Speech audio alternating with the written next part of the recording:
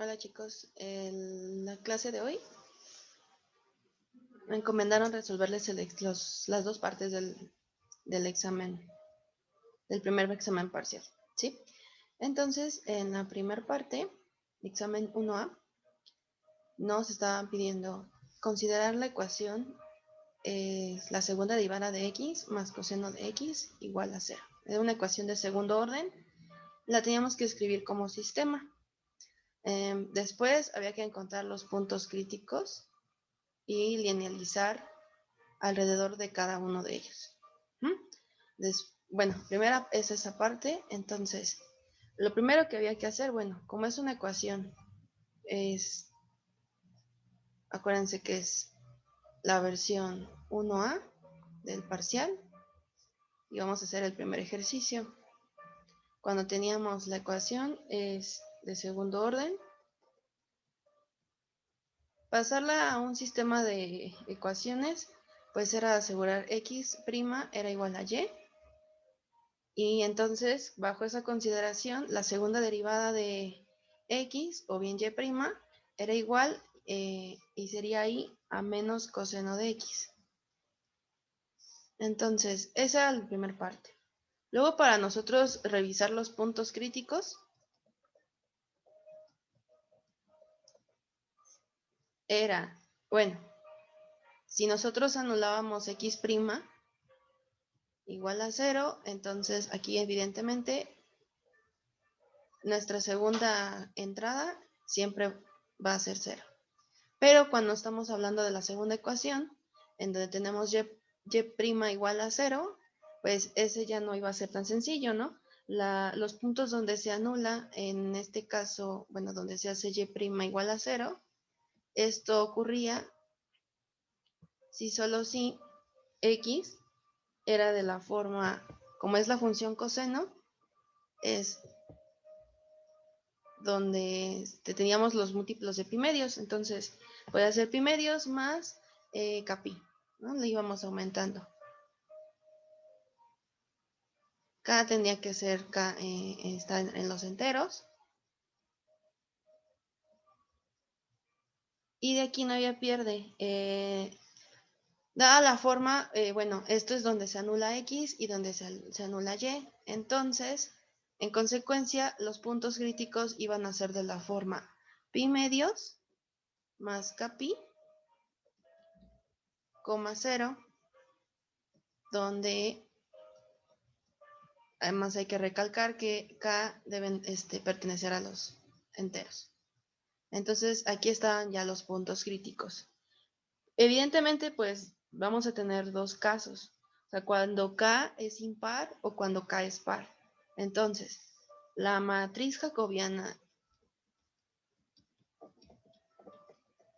donde ahí todavía no interviene en estos casos, la matriz jacobiana para cualquier punto era 0, 1, seno de x y 0.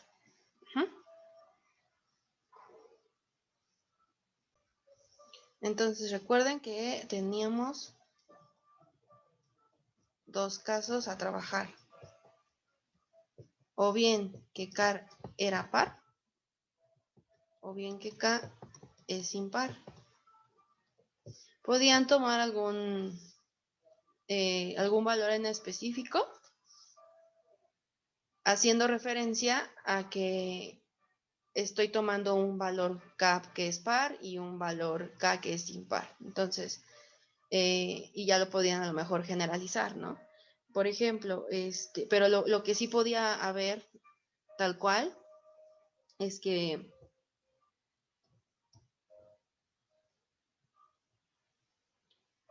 si yo, por ejemplo, manejo primero K par,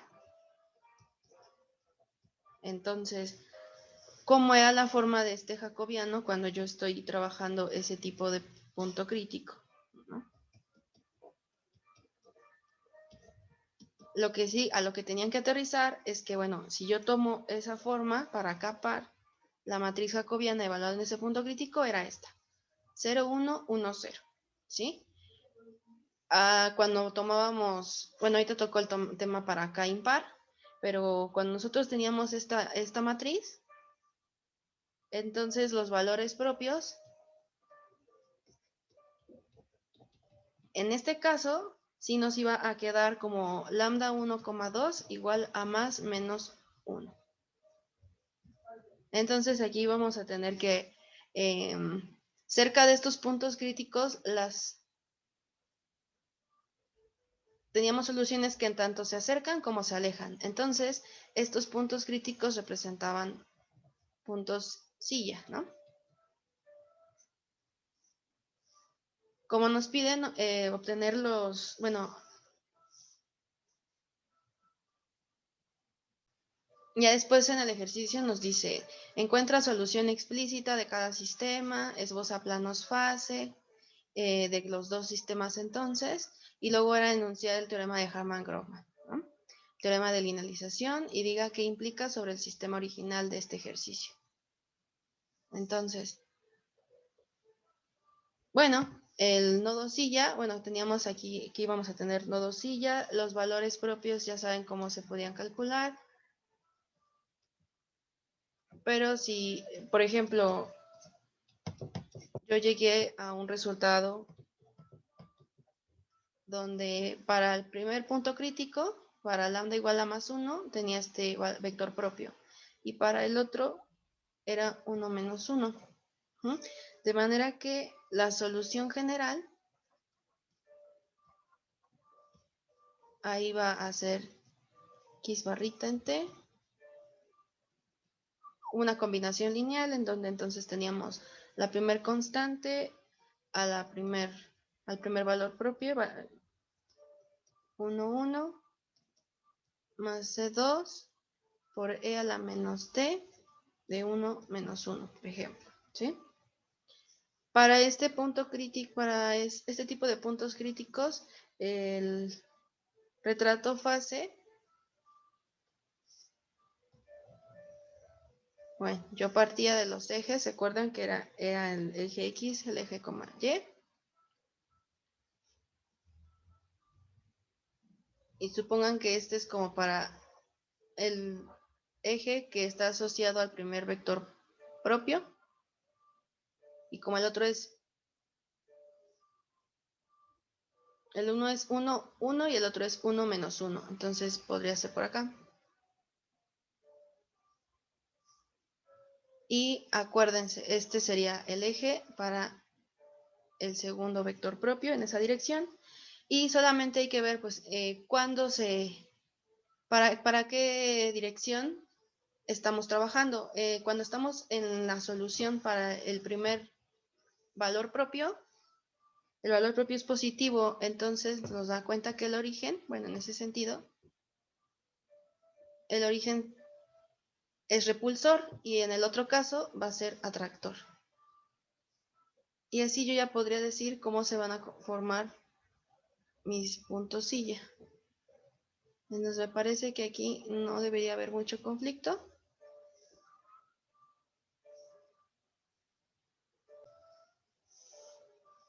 Donde podríamos ver qué es lo que está pasando cuando yo evalúo el punto crítico. Acuérdense que era la forma pi medios más k pi, 0. Cuando yo evalúo en ese punto crítico, pero cuando k es impar, independientemente del número que ustedes hayan elegido para hacer la referencia, la forma de ese tipo de puntos críticos, la matriz obtenida va a ser 0, 1, menos 1, 1. Y ahí cambia y tenemos cambiando la estabilidad y vamos a tener lo que denominamos centros. Aquí solamente era, bueno, primero ver cuáles son los retratos fase de acuerdo a lo que ya sabíamos, ¿sí? Entonces, ustedes podían, bueno, me comentó la profesora que, bueno, no recalcó tal cual que si podían o no haber vectores donde estuvieran trabajándose parte compleja aún, ¿no? Yo lo trabajé yéndome hasta tener soluciones reales, entonces, pero me dijo que no iba a ser como muy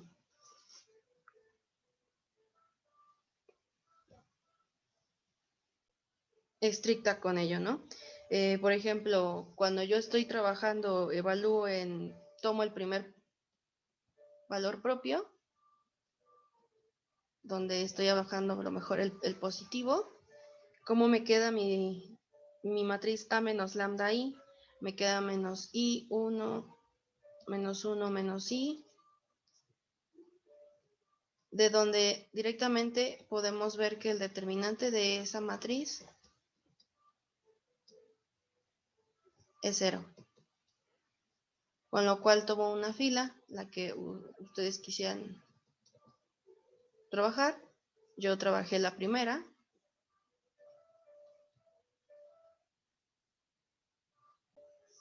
Y pues la fila que hayan elegido la multiplican por un vector arbitrario y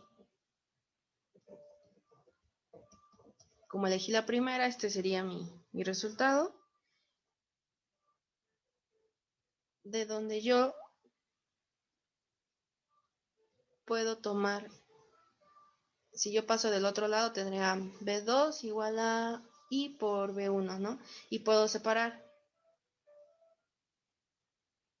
el vector 1, I, lo puedo separar como 1, 0 más I 0, 1. Entonces aquí yo estoy tomando dos vectores que ya están en su forma real. Y ya pues de ahí, si nosotros continuamos, les repito, no, me parece que no va a ser tan estricta la maestra en este sentido.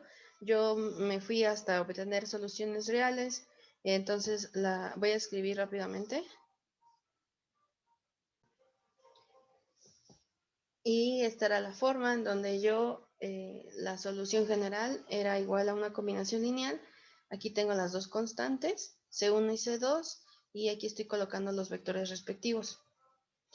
Recuerden que es esta forma, pero entre el producto donde está el término C de la constante y donde aparece los cosenos con las funciones trigonométricas con los vectores, antes está que tenemos que multiplicar la función exponencial elevado e a la alfa t, donde alfa es la parte real de nuestro valor propio que obtuvimos, pero aquí como es 0, e a la 0 es 1 y por eso no está apareciendo aquí, pero es por eso. Y ya lo podían dejar hasta esta parte y como estábamos trabajando que era el caso de centros, en ese sentido, solo con lo que sabemos podría comportarse el sistema, pero el sistema ya que es lineal en forma de centros, ¿no? Ay, bueno, no me salió bien, pero así está. A lo mejor ya no creo que sea tan quisquillosa la maestra en la dirección de los centros. Pero bueno, lo que sí nos estaba diciendo es, ya que una vez que obtuvieron retratos fase y todo, ¿cuál era el teorema de Harmat-Grobman? Es importante que recuerden, al menos recordar, y para esto o para los próximos exámenes, que deben recordar bien las definiciones, las definiciones o los teoremas que la maestra pida, van a requerir que recuerden pues cuáles son las hipótesis, las partes importantes y a lo que queremos llegar con todas esas hipótesis, ¿no? La voy a escribir. Entonces, cuando les comento, bueno, tienen que recordar nociones básicas de qué es lo importante, lo resaltante del teorema. Por ejemplo, Harman-Grobman nos dice que voy a tener un sistema que en principio es autónomo. X punto igual a f de x. La mejor manera en que pueden resumirlo. ¿Qué debe tener este sistema autónomo? Recuerden que debe de tener un punto fijo, un punto crítico, x sub 0, o puede ser x sub 0 o le pueden poner x estrellita, ¿no? Pero siempre van a hacer referencia a ese mismo, que es hiperbólico. Recuerden, hiperbólico implica, o quiere decir, que voy a tener valores propios. Cuando evalúen la matriz jacobiana al punto crítico, los valores propios que yo obtengo no van a tener este valor, la parte real no debe de ser 0. Y eso en todos los valores propios de ese sistema. Entonces, si no, yo entiendo que entonces si yo tengo un punto fijo que es hiperbólico, entonces es porque todos los valores propios van a cumplir esa condición. La parte real nunca va a ser igual a 0. Si yo parto de ahí, entonces voy a garantizar que voy a tener una vecindad alrededor de ese punto crítico en la cual este sistema, el sistema que es no lineal, sería topológicamente equivalente al sistema lineal, ¿no? Entonces al sistema lineal le pueden poner x punto igual a d de mayúscula, que es, si quieren ponerlo como,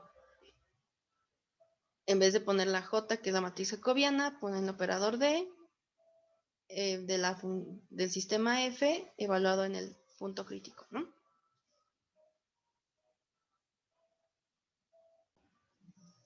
Entonces, utilizando teorema de Harman-Gromman, para el caso donde estoy trabajando con K-par, como los valores propios, ninguno tenía parte real nula, entonces sí puedo asegurar que son topológicamente equivalentes el sistema lineal y el sistema no lineal cerca de estos puntos de equilibrio, ¿no?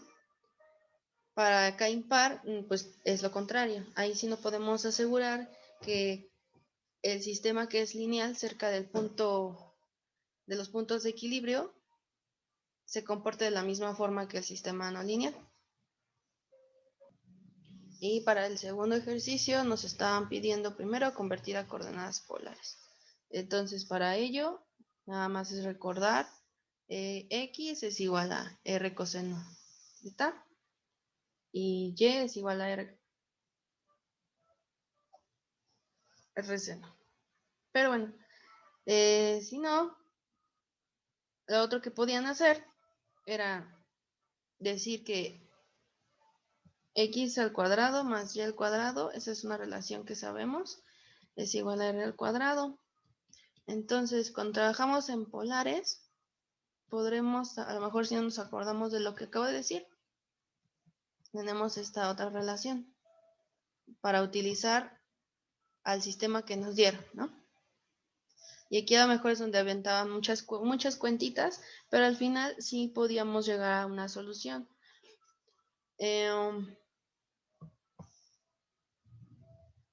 A lo que tenían que llegar, o sea, aquí era r por r' y es igual a x por x punto. Ahí x punto era poner esta primera ecuación aquí. Y luego más y por y punto. Y ahí entonces trabajaban multiplicar a y por esta otra ecuación, ¿sí? Después de todo el desarrollo, lo que les tenía que haber quedado era r por r' igual a 1/2 de 1 menos r al cuadrado por r al cuadrado. Ajá. Pero con esta r que estaba aquí y acá, ya nada más nos quedaba r' igual a 1/2 de 1/2 de r por 1 menos r al cuadrado. Ajá. Esta era la primera. Para la segunda, para obtener nosotros la ecuación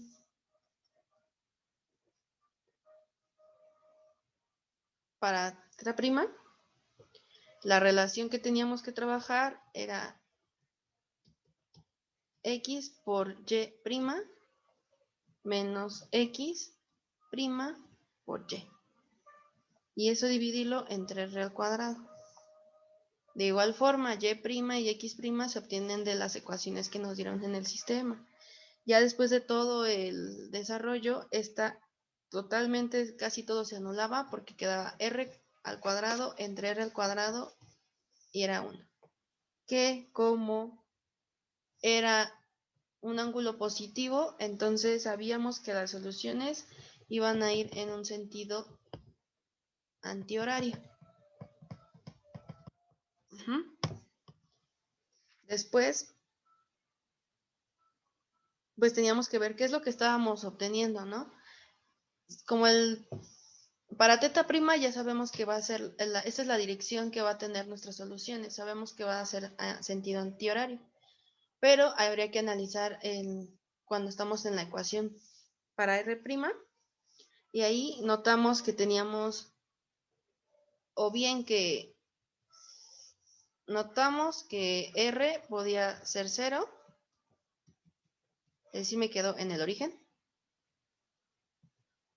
o que yo podía tener,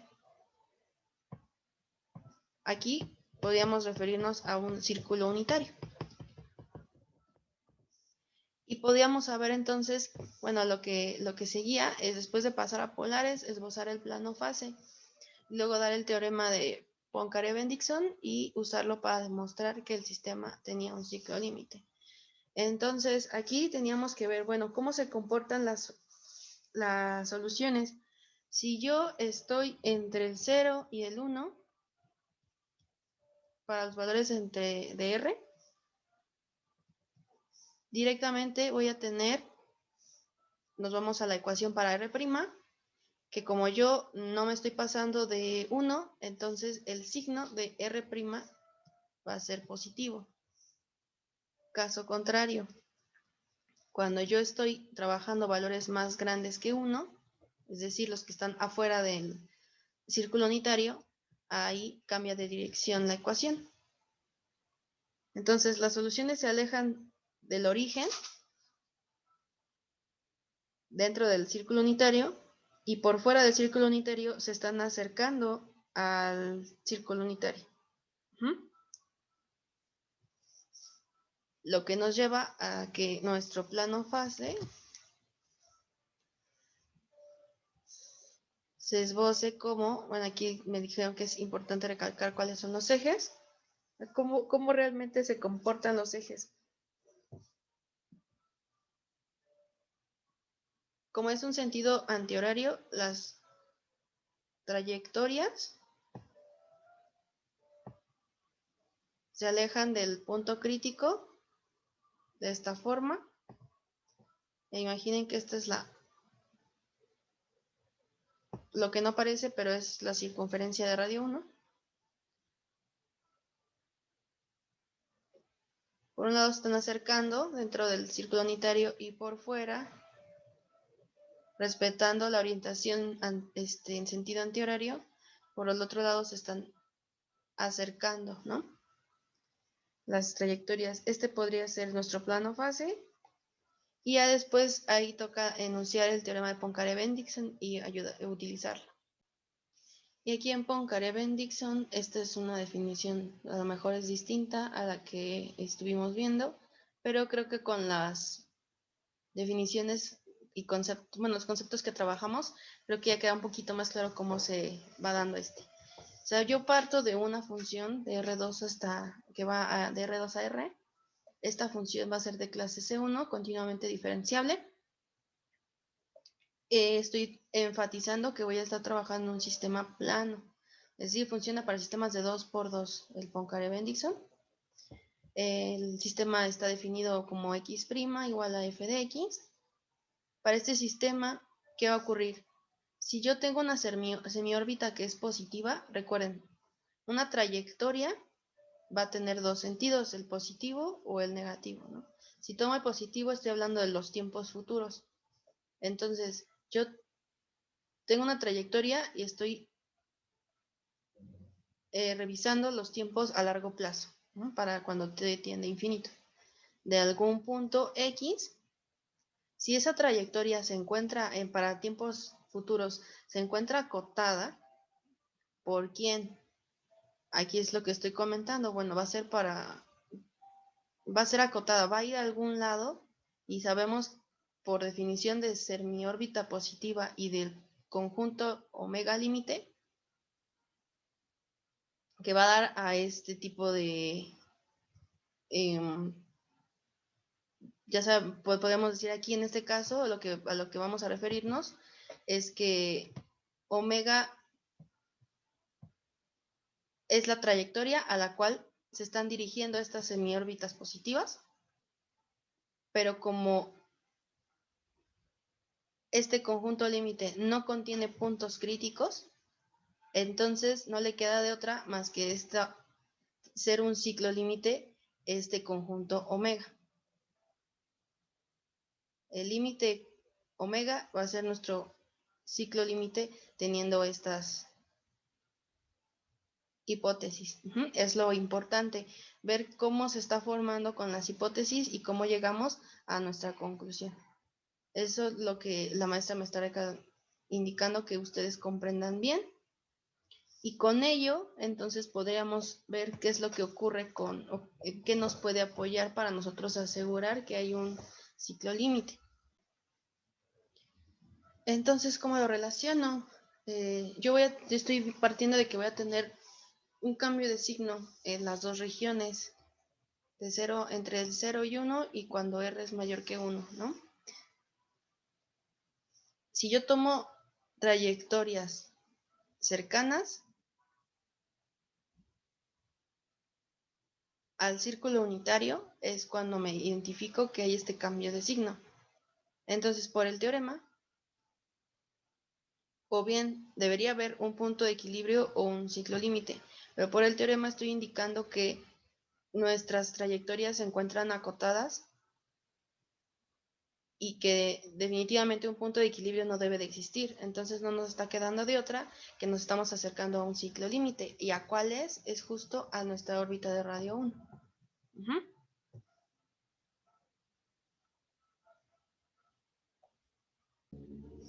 Y solo para recalcar, cuando escribí el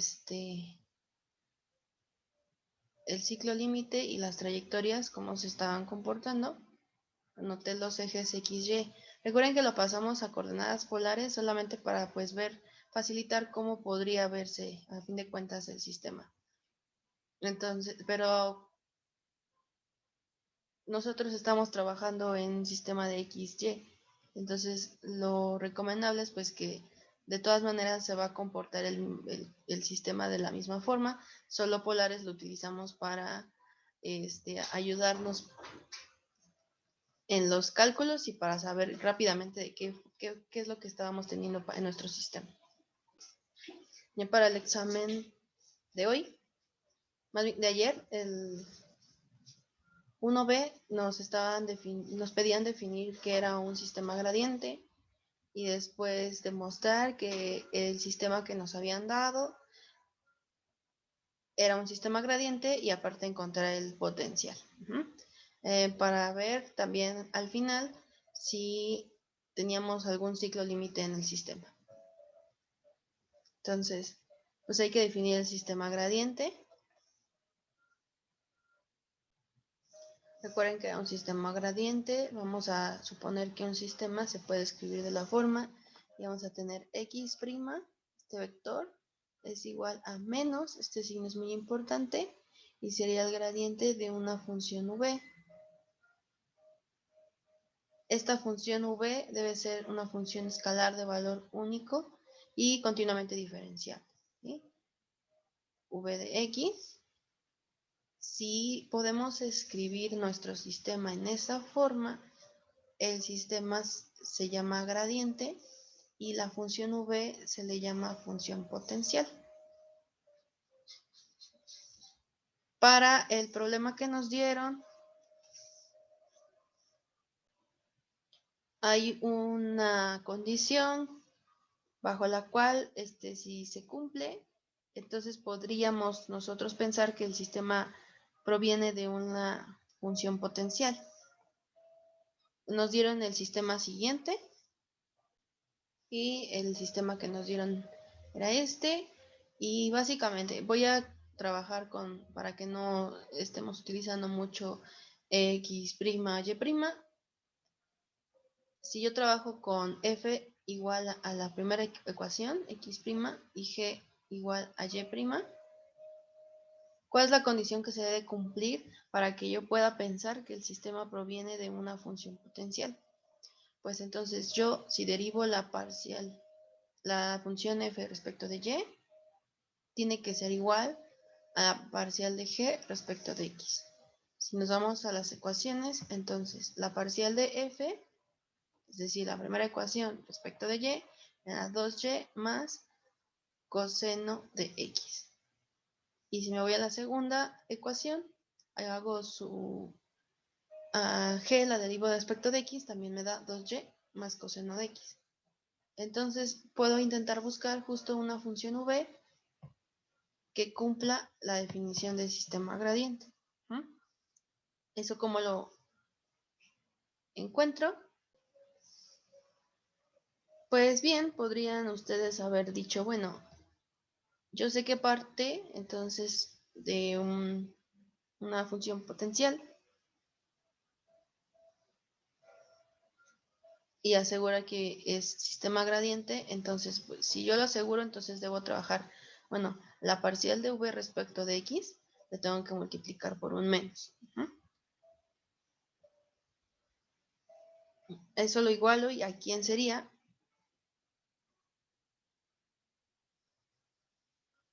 Pues a x', ¿no? Entonces sería y al cuadrado más coseno de x menos y. Yo esto lo tengo que integrar. Pero voy a pasar el menos del lado derecho y tengo que integrar a menos y al cuadrado menos coseno de x menos y. No, perdón, que aquí es un punto. Y aquí sería menos coseno de y por y. Si quieren ponerlo así, y es la diferencia de x. Entonces, cuando yo integro, obtengo un candidato para función potencial menos xy al cuadrado menos seno de x por y más alguna función. Puede ser constante, pero en este caso tendremos que trabajar como si fuera una función, pero en términos de la variable contraria de la que estoy integrando. Eso es por un lado. Por el otro, yo también puedo irme con menos la parcial de v respecto de y, que en este caso va a ser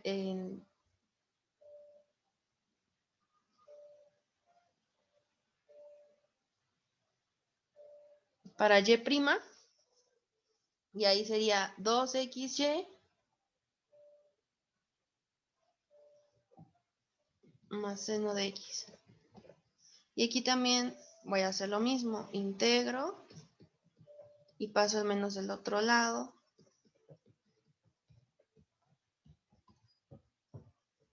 Diferencial de y. Y entonces acá me queda que el otro candidato a función potencial podría ser menos x y al cuadrado menos y seno de x más alguna otra función en términos de la variable contraria. Si se dan cuenta, estoy obteniendo casi lo mismo. Solamente que si yo estoy igualando,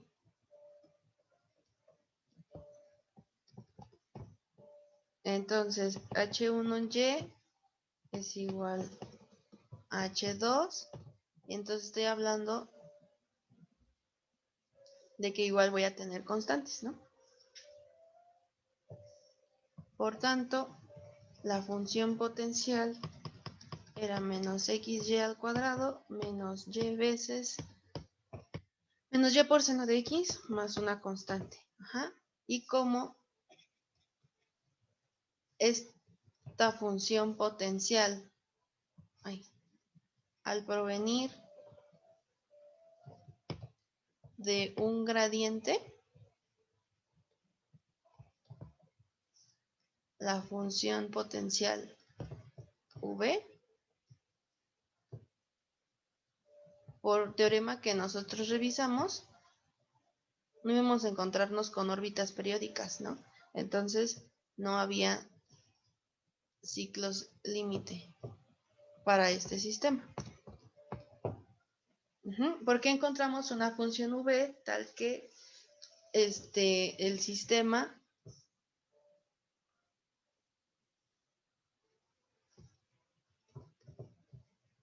de las ecuaciones que nos dieron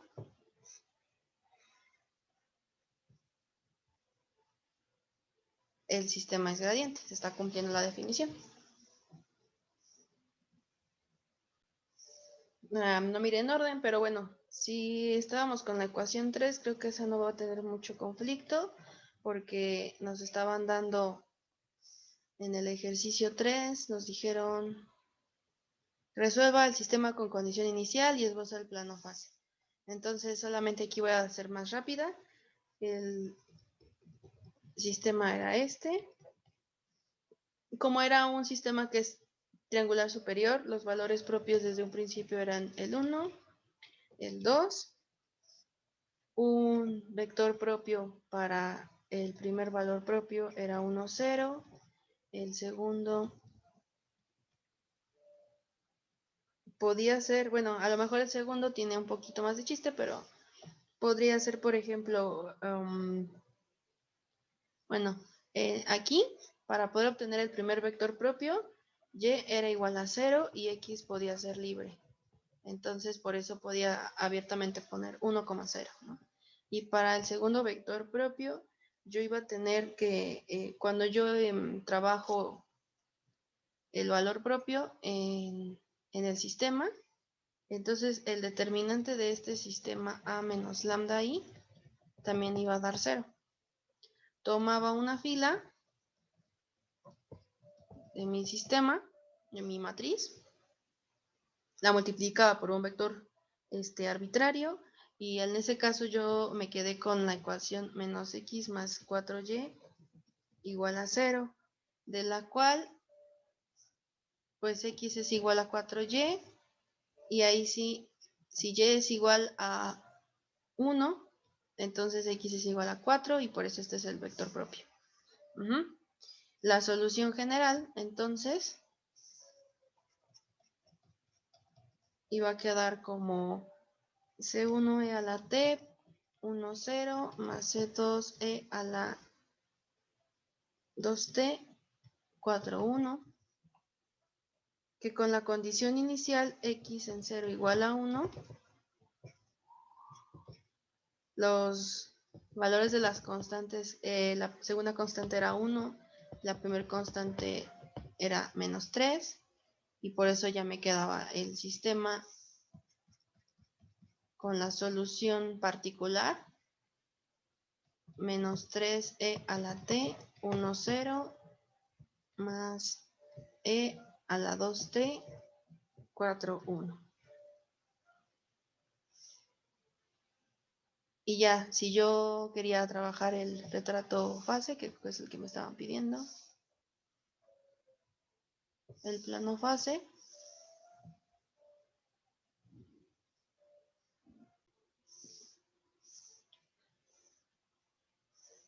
recuerden que es para los ejes x, y. Entonces tocaba, por ejemplo, el 1,0, el vector propio. Entonces me sigo quedando en este eje. Este sería para el eje asociado al vector propio del primer valor propio. Ahí las soluciones se alejan del origen, porque los dos ese valor propio, ese vector propio es positivo. Y en cambio, cuando yo trabajo con, digamos, acá fuera 1, 1, 2, 3, 4. No, al revés. 2, 3, 4. Que aquí fuera 4, 1.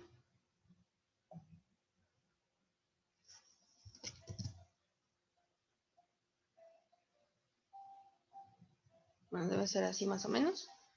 Aquí también se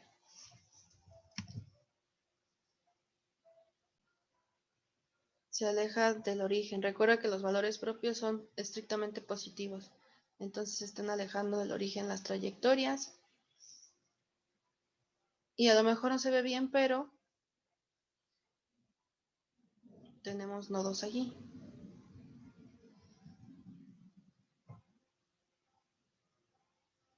Que se alejan del origen, ¿va? Ese sería el retrato fácil de 3. Ah, no, así mejor. Sí, porque como el sistema es así, atraviesas los dos cuadrantes, ¿no? Estás de aquí para acá. Entonces aquí tiene sentido poner una curva dentro de estos dos ejes y otra un poco más larga afuera de esos ejes y así para la otra. Entonces ese sería el retrato fácil. En el segundo ejercicio nos daban el sistema, nos daban una matriz fundamental, encontrar la matriz E del teorema de Floquet, multiplicadores característicos y el Wronskian. Entonces, recordar que, ¿está grabando? Sí. La matriz E, ¿cómo se obtenía? Era la función phi, la función inversa de phi, evaluada en 0 por la función phi evaluada, y en este caso sería aquí era t sub 0, aquí era t sub 0, más t mayúscula. De t mayúscula viene siendo el periodo mínimo, ¿no? De nuestra matriz phi, de nuestra matriz de nuestro sistema que nos dan, no de la matriz fundamental, sino de la matriz del sistema de ecuaciones que nos están dando. Entonces, aquí sería, es como si pusiera 0 más quién. Esa sería la pregunta. El sistema que nos dieron de ecuaciones, viendo acá, era x' igual a menos seno de 2t. Cada una de donde está apareciendo la función trigonométrica en nuestro sistema de ecuaciones, el argumento es 2t. Y nosotros, si recordamos, el periodo de esas funciones trigonométricas, ¿cómo se obtiene? Cuando hacemos 2pi entre, en este caso, pues sería entre 2, ¿no? El periodo de la función seno o de la función coseno es 2pi. Y divido entre 2 porque ese es el argumento que me están dando, que está multiplicándose. Entonces no le queda de otra más que pi, o sea, t mayúscula, el periodo mínimo es pi. Ese es el que yo voy a colocar aquí.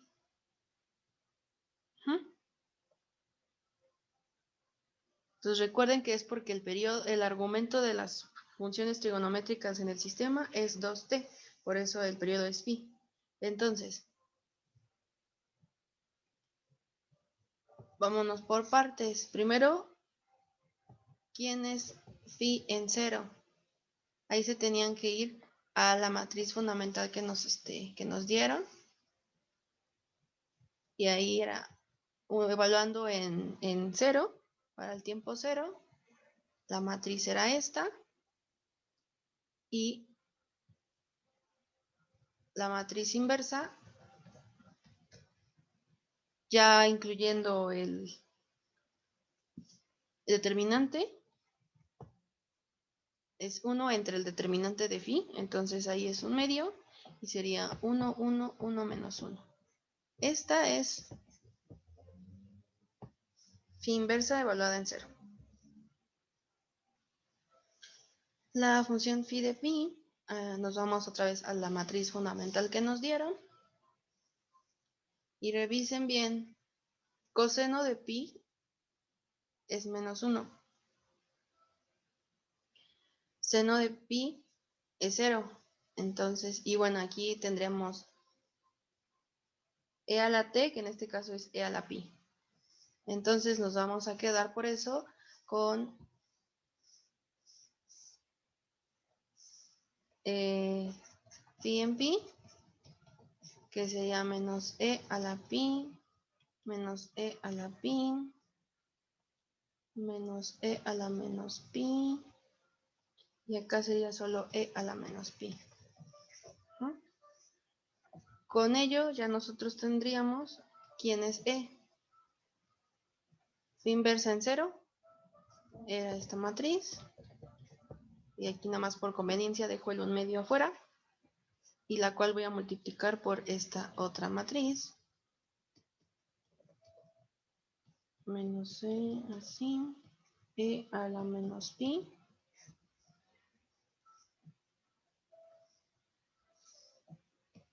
y eso directamente me da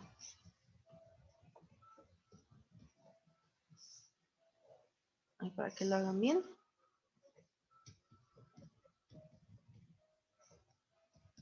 Que a fin de cuentas será menos e a la pi 0, 0, menos e a la menos pi. ¿Ah? Y con ella, entonces, podríamos nosotros obtener nuestros multiplicadores característicos. Aquí voy a poner mult, carac, pero es multiplicadores característicos, que como ya está en forma diagonal, era sencillo solamente reconocer que el primer multiplicador era menos e a la pi, y el segundo, menos e a la menos pi. Para la parte del Gronskiano, solamente hay que recordar unas cosas.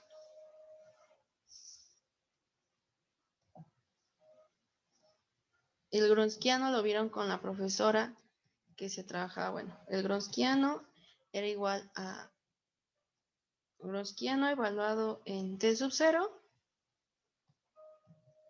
por la función exponencial que se encontraría elevada a una cierta integral y desde t sub 0 hasta t de la traza de a en s diferencial de s, ¿no? Eso es lo que vieron con la maestra. Aquí, W, bueno, el Gronskiano evaluado en t sub 0, aquí directamente era el Gronskiano en 0.